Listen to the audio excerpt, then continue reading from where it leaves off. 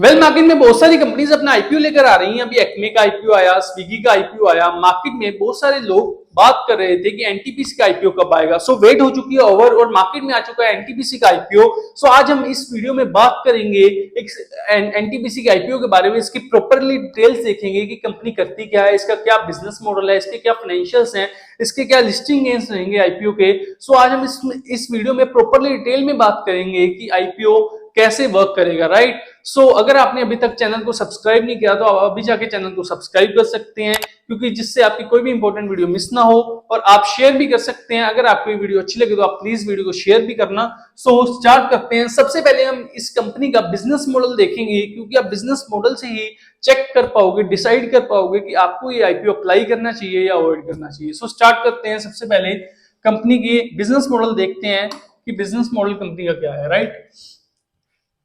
All right. So company registered हुई थी अप्रैल 2022 में। सिर्फ 2 साल हुए हैं अभी कंपनी को रजिस्टर्ड हुए को। NTPC green energy limited is a wholly owned subsidiary of NTPC limited. NTPC green energy is a renewable energy company that focuses on undertaking projects through organic and inorganic routes. Okay, the company had an operational capacity of 3071 megawatt from solar projects and 100 megawatts from wind projects. Okay, the company portfolio consisted of 14,700 megawatts, included 3,000 megawatts of operating projects and 11,771 megawatt of contracted projects, awarded projects. Okay, the company had 15 off-takers across 37 solar projects and 9 wind projects. Okay, company बहुत अच्छा कर रही है। Totally owned by government है। Company बाहर भी काम करती है, फॉरेन में भी काम करती है और इंडिया में भी काम करती है। सो अगर हम इसकी आईपीओ की डिटेल्स देखें, जो इसकी आईपीओ की ओपन डेट रहेगी 19 नवंबर को ये आईपीओ ओपन हो जाएगा। आप अप्लाई कर सकते हैं 19 नवंबर से। ध्यान रखिएगा 20 नवंबर को स्टॉक मार्केट बंद रहेगी, क्योंकि महाराष्ट्र में इलेक्शंस हैं। सो आपको 3 दिन मिलेंगे आईपीओ को अप्लाई करने के लिए। आईपीओ की क्लोज डेट रहेगी 22 नवंबर। आपको 3 दिन मिलेंगे, आईपीओ आप अप्लाई कर सकते हैं। आपको अलॉटमेंट मिल जाएगी 25 नवंबर को। आपको रिफंड मिल जाएगा। अगर आपको अलॉटमेंट नहीं मिलती तो आपको रिफंड हो जाएगा 26 नवंबर को। और जिनको अलॉटमेंट मिल जाती है उनके क्रेडिट हो जाएंगे शेयर्स 26 नवंबर को, राइट। और लिस्टिंग डेट रहेगी 27 नवंबर।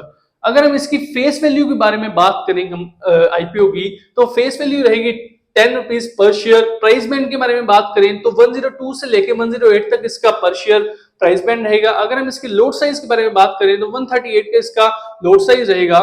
और अगर हम इसके टोटल इश्यू साइज के बारे में बात करें तो 10,000 करोड़ का ये आईपीओ आ रहा है और ये टोटली फ्रेश इशू है। सारा का सारा पैसा कंपनी के पास जाएगा।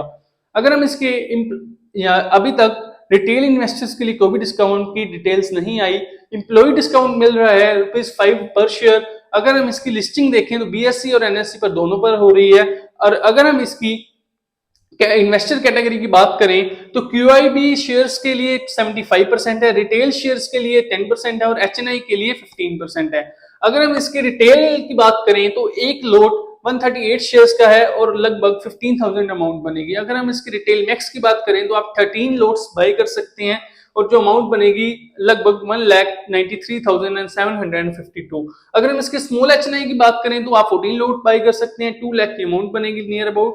और अगर हम इसके मैक्स की बात करें स्मॉल एचएनआई की, तो आप 67 शेयर्स का लोट बाय कर सकते हैं और आपकी जो अमाउंट रहेगी वो रहेगी 10 लाख। और अब बिग एचएनआई की बात करें तो 68 शेयर्स हैं, 68 शेयर्स का लोट है। सो अब इसकी जो अमाउंट रहेगी वो रहेगी 10 लाख। सो अब हम इसके फाइनेंशियल्स की बात करें तो जो एसेट्स हैं वो हैं 18,000 करोड़, फिर 27,000 करोड़, फिर 32,000 करोड़। एसेट्स तो बहुत अच्छी ग्रो कर रही हैं। अगर हम इसकी रेवेन्यू की बात करें तो सबसे पहले थी 170 करोड़, उसके बाद हुई 2037 करोड़ और उसके बाद हुई 1132 करोड़। ओके, और उसके बाद हम इसकी प्रॉफिट एंड आफ्टर टैक्स की बात करें तो 171 करोड़ इसके स्टार्टिंग में प्रॉफिट आफ्टर टैक्स था। उसके बाद 344 करोड़ हुआ, उसके बाद 175 करोड़ हुआ। ओके, और अगर हम इसकी रिजर्व एंड सरप्लस के बारे में बात करें तो 167 करोड़ के थे, उसके बाद 512 करोड़ के हुए और उसके बाद 596 करोड़ के हुए। और उसके बाद इसके हम अगर बोरिंग्स की बात करें तो 12,796 करोड़ की पहले इसकी बोरिंग्स थी, अब हो गई लगभग 17,000 की बोरिंग में इंक्रीज आया है 4,500 करोड़ का। जब बोरिंग इसमें इंक्रीज आया तो एसेट्स में भी इंक्रीज आ गया लगभग 5000 करोड़ का, इसीलिए एसेट्स इंक्रीज कर रही हैं।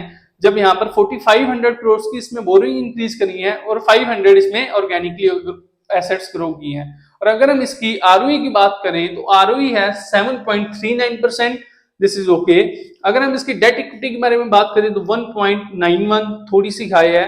अगर हम इसकी बुक वैल्यू के बारे में बात करें 9.89, थोड़ी सी हाई है। अगर हम इसके पीएटी मार्जिन के बारे में बात करें तो 16.2 है, मार्जिन इज गुड।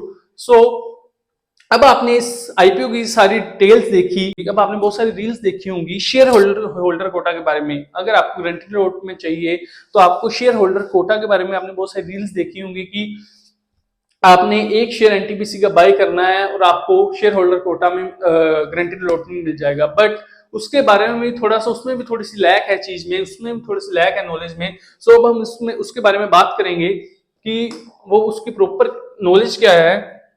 सबसे पहले हम उसकी ही बात करते हैं। Eligibility for share holder quota. अगर आपने एनटीपीसी का एक शेयर बाय किया हुआ है और आप कहते हो जी मैं शेयर होल्डर कोटा के लिए अप्लाई कर सकता हूं, तो इसमें थोड़ा सा लैक है।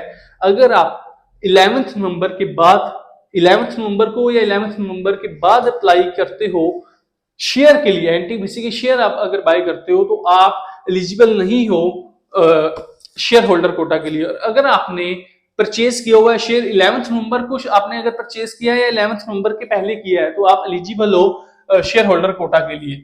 और अगर आप कहते हो जी मैंने 3 नवंबर को बाय किया था शेयर, फिर मैंने 11th नवंबर को सेल कर दिया, तो आप फिर भी एलिजिबल नहीं हो शेयर होल्डर कोटा के लिए। और अब हम देखते हैं कि आप कैसे कॉम्बिनेशंस बना के परचेज कर सकते हो, आईपीओ को अप्लाई कर सकते हो। सो सबसे पहले तो आप रिटेल इन्वेस्टर में आप अप्लाई कर सकते हो, 1-2 लोट आप अप्लाई कर सकते हो। उसके बाद आप एचएनआई में अप्लाई कर सकते हो। उसके बाद आप शेयर होल्डर कोटा में अप्लाई कर सकते हो अगर आपने 11th नवंबर से पहले या 11th नवंबर को परचेज किया था शेयर एनटीपीसी का। उसके बाद आप retail plus share holder quota में जा सकते हो, अप्लाई कर सकते हो। उसके बाद आप HNI plus share holder quota में अप्लाई कर सकते हो।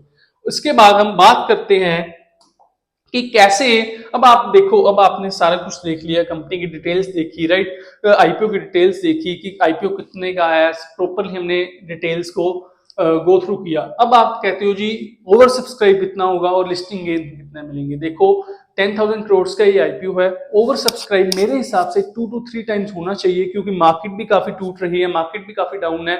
और जो लिस्टिंग गेन रहेगा वो रहेगा 10% से लेके 15% तक। और अब बात आती है कि आपको अप्लाई करना चाहिए या अवॉइड करना चाहिए। अब हम बात करते हैं कि आपको अप्लाई करना चाहिए या अवॉइड करना चाहिए। मेरे अकॉर्डिंगली आपको अप्लाई करना चाहिए, क्योंकि बहुत अच्छा आईपीओ है। एनटीपीसी ने बहुत सारे लोगों को पैसा बनाकर भी दिया है, गवर्नमेंट की कंपनी है, प्रॉफिट भी कमा रही है कंपनी। तो मेरे अकॉर्डिंगली आपको अप्लाई करना चाहिए इस आईपीओ को। और अगर आपने अभी तक चैनल को सब्सक्राइब नहीं किया तो आप अभी जाकर चैनल को सब्सक्राइब कीजिए, जिससे आपसे कोई भी इंपॉर्टेंट वीडियो मिस ना हो।